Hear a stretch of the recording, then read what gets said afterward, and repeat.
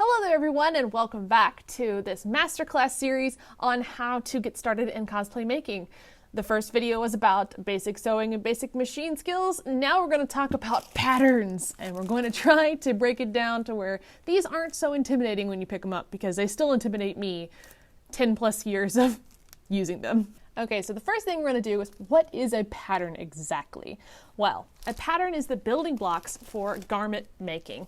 What it is a basic shape, actually I wouldn't call it basic, a shape on some kind of paper or plastic that has a lot of notches on them that comes in a paper envelope like this, usually in a very large section of paper, that once you cut it out and put it on top of fabric and cut out your pieces, all of those pieces make your garment. So essentially that's kind of what a pattern is, at least a store-bought pattern like this. These patterns are made up of bodices, sleeves, pants, cloaks, anything that is ready for you to use to make your garment of your choice. And you can buy patterns in pretty much any kind of outfit you want to make, whether it's leggings for an active wear or it's a cloak for a certain sorcerer. I guarantee there's probably a pattern out there for that. And that's the coolest part about this, is that within cosplay making, there is so many different types of designs for our costumes that we're creating, but usually there's a pattern out there that can work with a little bit of modification, or sometimes just outright the pattern itself is your garment you're making. And it's actually pretty cool because it cuts out on a lot of time that you don't have to do making patterns, which that is a whole nother series. For this video specifically, we're going to go over what I call store-bought patterns, and that is the ones that you can find at any kind of craft store, pretty much anywhere, that are in these gigantic drawers and usually come with a giant catalog and numbers that you must go find. Now, these patterns kind of break it down into four different I call them the big four store-bought pattern companies, and that is McCall's, Simplicity, Butterick, and Vogue. Actually, McCall's, Butterick, and Vogue are owned by the same company, and Simplicity is a different company, but maybe they're merging, I'm not too sure. But the fact of the matter is that those are basically the big four. Now, there's other brands out there that are under those lines, like Quick Sew or Berta, and there's also more patterns out there, like indie patterns, such as True Victorian or Laughing Moon, that you can get on the internet. But I'm going to be mostly focusing on how these are broken down. Mostly store-bought and patterns out there are broken down in the same way, with the same kind of, you buy the big paper, you cut out, you lay on your fabric, you cut out your fabric, boom, you make your garment. One thing I want to note is that these patterns, weirdly, are kind of expensive. A lot of the big store-bought stores like Joann's or Michael's or Hobby Lobby sometimes run sales on patterns. You'll definitely make sure you want to buy these things on sale, because I've gotten sometimes them for like $1. Okay, so let's dive in to the pattern itself. The pattern comes in two different things. There is the envelope, and then there is three, I guess, the directions and the pattern itself. Now, I have these things broken up for my own storage capability because I don't like to keep my paper inside the envelope. I like to keep them separate, so that's what the Ziploc is for. Now, the first thing you'll want to do when you find a pattern that you'll want to use, you'll want to check the size. Now, on the back, usually located at the top part of the envelope, is a size breakdown, usually broken down into a bust waist hip or a chest waist hip, or maybe an inseam or an outseam for certain pants. You'll want to take your measurements down before you buy the pattern. Regular just buying it in like a women's dress size or a men's pants size sometimes doesn't correlate to how pattern does their sizings. I know, it's weird. Measure yourself before you buy your pattern. The reason being, most patterns come in two different pattern size groups. There is a smaller petite size group that goes usually from like an extra small to a large set of sizes, and then there's another size group that is a extra large to a couple XL sizes out, depending on whatever sizes you are.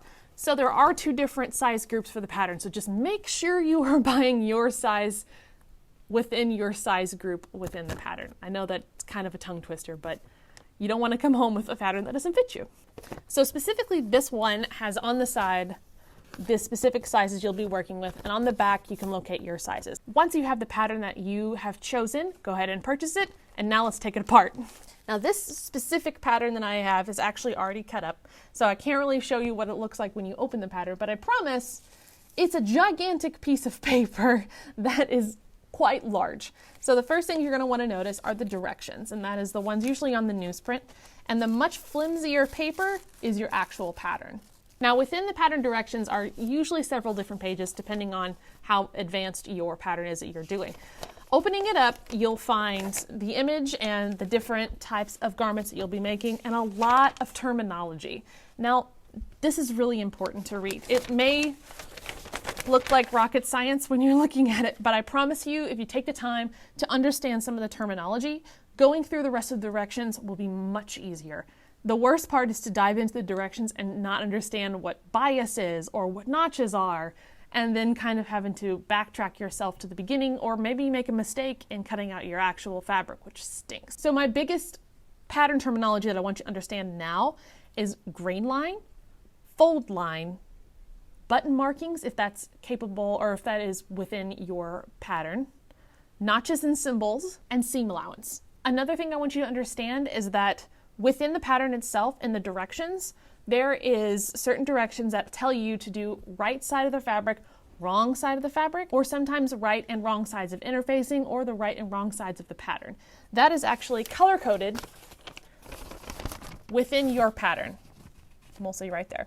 That is specifically something you need to understand when you are working with fabric. There is an outer part, which is usually called the fashion fabric, weirdly, and then there's an inner part of the fabric that no one sees, which is the wrong side of the fabric. So the right side of the fabric is what you want people to see, the wrong side of the fabric is what's going to be inside. So when you're using a pattern specifically, it references that a lot. So make sure you understand which side you want showing. Another thing I want to suggest is that a lot of patterns, almost all of them, give you cutting suggestions. Sometimes you don't have to pay attention to these, but if you're a penny pincher or you really like your fabric or your fabric's just really expensive, following along their cutting suggestions on how you lay out the pattern pieces on your fabric is really, really, really handy. I myself sometimes don't follow these because I'm just like, start, let's go now. But this is very handy, especially if your fabric is really important and you don't have that much of it to spare, and you don't want to have so much selvage left over from your cutting of your fabric. So pay attention to those cutting layouts if you would like to.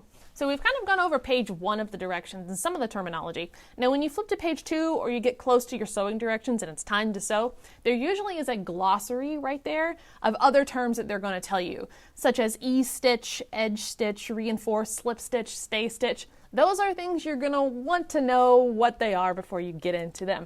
And there's a built-in glossary right there in your directions. So once again, don't dive directly into the directions and cutting and sewing your fabric together without referring the glossary terms that you're going to be thrown at. Trust me, getting into step 14 and they're telling you to slip stitch and you don't know what a slip stitch is might boggle your mind a bit. There is also a sewing information fabric key right there, and it tells you some other little tips that you're probably going to do in this build, such as trim corners, notching outer curves, and clipping inner curves for things to lay better when they're in iron and when you're pressing your outfit.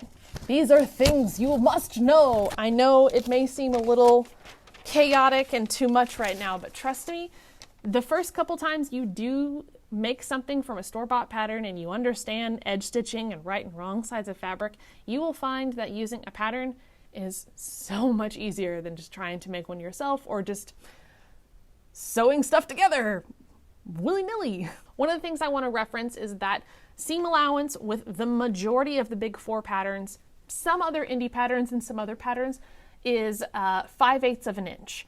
That is pretty standard for a lot of basic store-bought patterns, so just FYI. So the directions are pretty simple laid out. Follow the directions, do what they say, understand the terms, moving on. So before we end this video, I want to go over what a paper pattern looks like. Now, one of the things that people do is that some people don't like to cut their patterns out of the paper it's given them.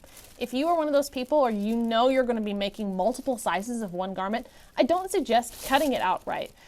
Because when you get your paper pattern, it comes in different sizes, obviously, and you must follow certain dotted lines or dashed lines to cut out the size you need. Now, if you don't necessarily want to cut it away from other sizes, you can actually lay this paper on other paper below it and use what's called a tracing wheel. They look like this, to trace the line of your paper pattern onto another piece of paper, and then just connect the dots of your tracing wheel with a pencil, and you have a transferred pattern onto different paper. This is a very, very, very helpful tip if you know you're going to be making multiple sizes. But I just make patterns for me, so I just cut it out in the size that I need. One of the biggest things you're going to want to know when you are cutting out your paper pattern and you are laying stuff out and getting ready to stitch is the notches and the markings. Now, within this piece right here, the notches are the symbols that basically say, hey, you're going to connect this little notch here to another notch on a different piece of fabric, and that's where you're going to sew. You're going to sew that seam so it helps line everything up. So when you are cutting out your paper pattern, make sure you are also marking with chalk or some kind of erasable ink where your notches are, where other markings that will help you line up the seam are as well. Paying attention to the grain line and the fold line is also extremely important. So once again, there's so much we can go over patterning and how to follow patterns, but this is the basics that you'll need to start making your garments with a store-bought pattern. With anything in sewing, it requires patience. So just have patience with yourself as you are making this garment or whatever you are doing. Follow the directions, make sure you've marked all your notches and your markings, and go to town stitching your garment together. I guarantee you are going to love the end result when you reach the end of those directions. It feels so good to have something done and something looks so good all by just following step 1, 2, and 3.